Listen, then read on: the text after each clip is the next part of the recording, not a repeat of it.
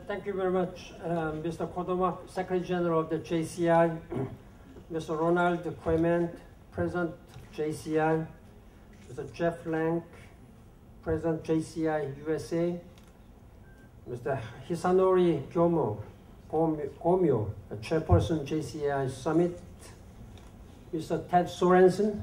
It's a great pleasure to see you. Thank you very much for your leadership and wisdom for JCI. And distinguished members of the JCI, ladies and gentlemen, it's wonderful to see you again.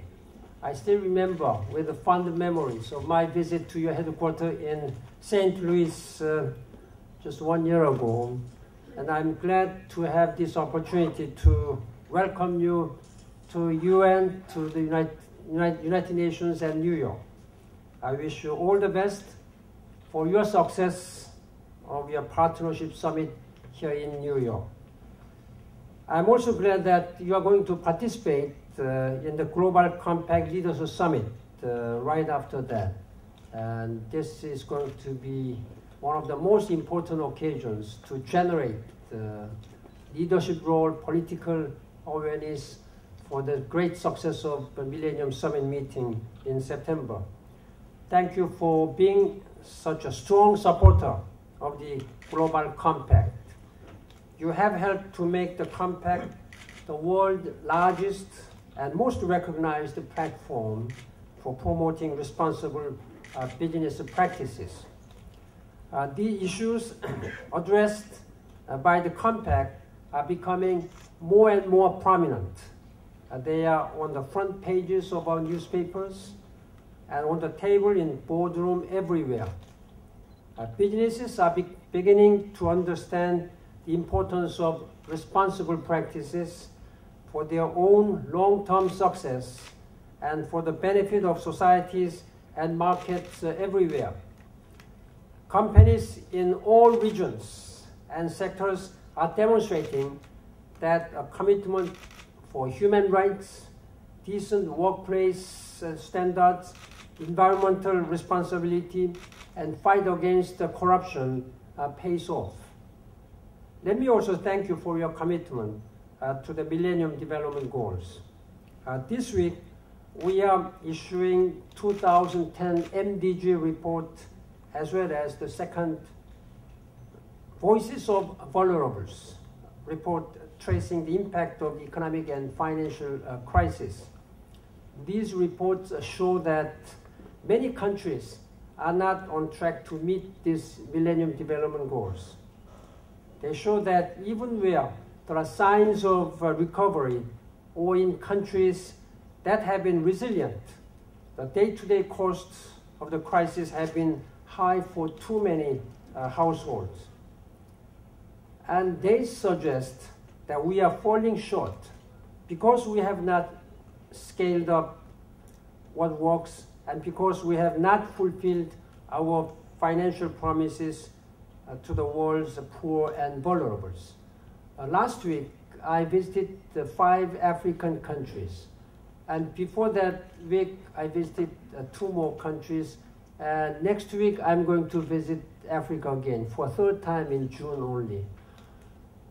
That means I am putting my time and energy, political capital, to generate this awareness on Millennium Development Goals. I visited African countries to show my political leadership and to find out how African countries are doing on Millennium Development Goals. Of course, I was very much moved, very encouraged by the way they were doing. All the leaders and all the government officials, business leaders, and even people on the street, they were strongly committed to meet this target of Millennium Development Goals by 2015. Now, the scorecard of the Millennium Development Goals are uneven, as you may expect. Some countries, particularly in sub-Saharan, they're not on track at all. That we must help them. They have will to overcome these challenges, but without support from outside world, particularly developed world, and from business communities as you are. You are the leaders of the future, leaders of tomorrow. You will soon be the leaders of tomorrow. Political leaders, business leaders, social and humanitarian leaders. So world is on your shoulders now. That's why I'm coming here. It was a very short notice I was invited, but I decided to come. It was just normally Secretary General's schedule is not made of that kind of way. It was just a few hours a short notice. Because I was so much impressed by your strong commitment.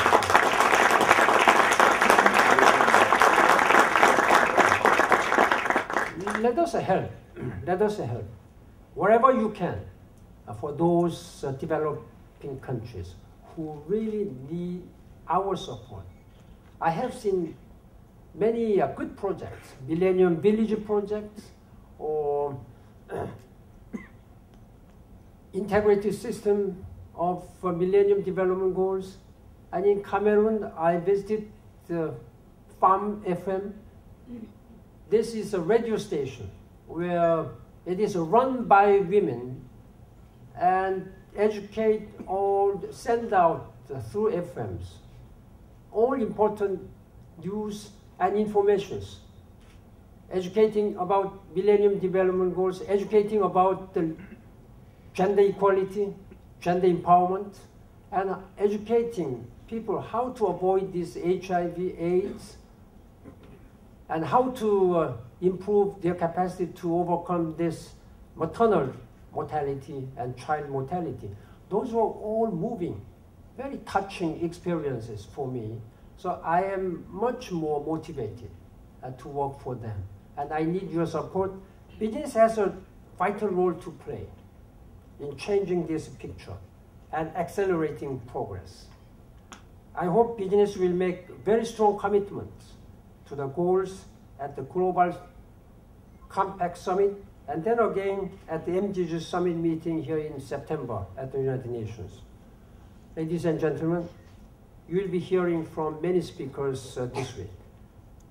And tonight you have a special treat, the wisdom of Mr. Ted Sorensen, my good friend and one of the most strongest supporters of the United Nations. And I thank you very much for your commitment. Thank you.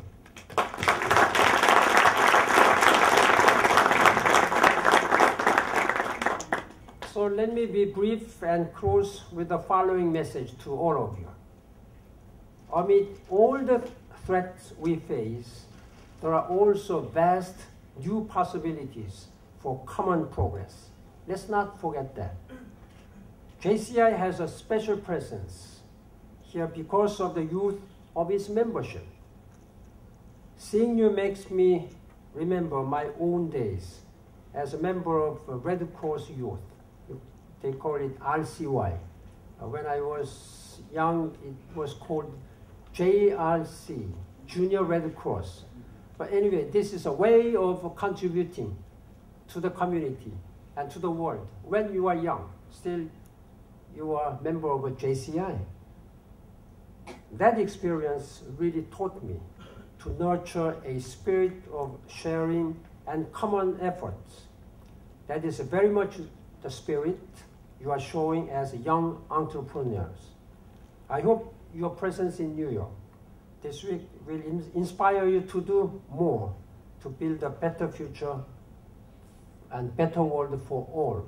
The world is yours, and you are the leaders of this world. That is why United Nations often talk about how we can create better conditions for your better future. And I count on your commitment and leadership, and I wish you all the best. Thank you very much.